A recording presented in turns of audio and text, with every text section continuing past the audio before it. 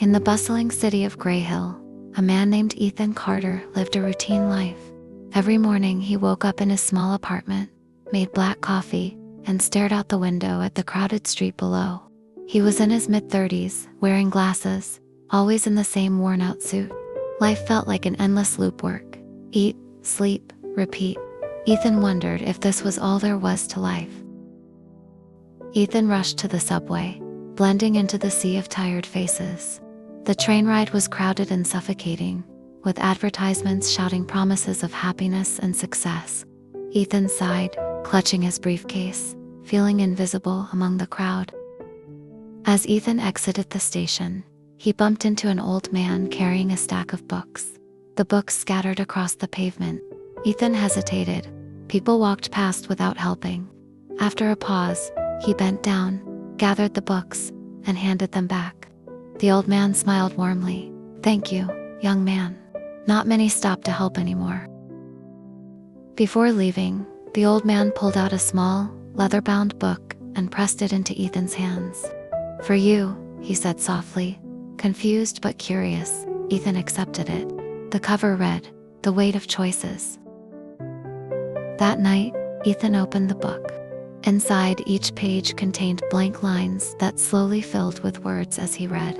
The text seemed to describe his own life, the subway rides, the coffee, the loneliness. Startled, Ethan dropped the book, but curiosity kept pulling him back. One page showed something terrifying. "Tomorrow you will face a choice. What you decide will shape not only your life but others." Ethan's heart pounded. He closed the book, but sleep never came that night.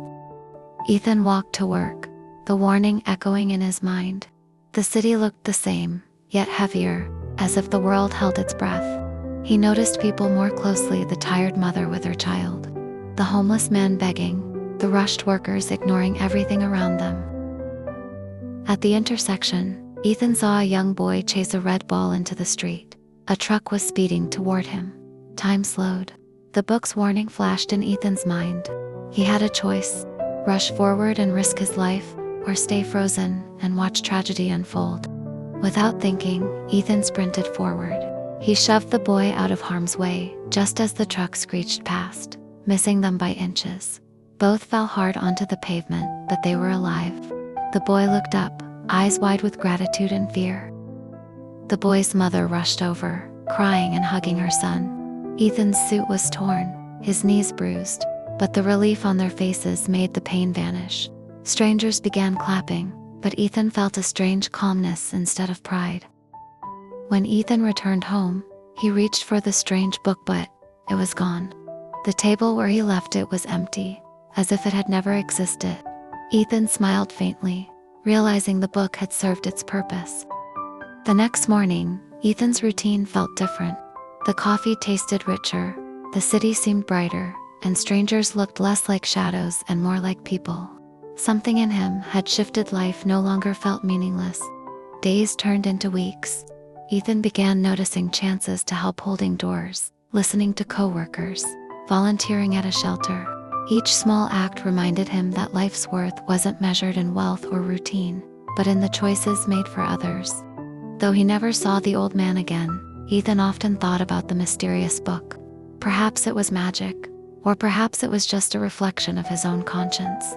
Either way, it had given him a gift: awareness of the weight of choices. Ethan's story is a reminder: life is shaped not by grand achievements, but by the choices we make each day. A single act of kindness, a single decision to care, can ripple outward and change more lives than we realize.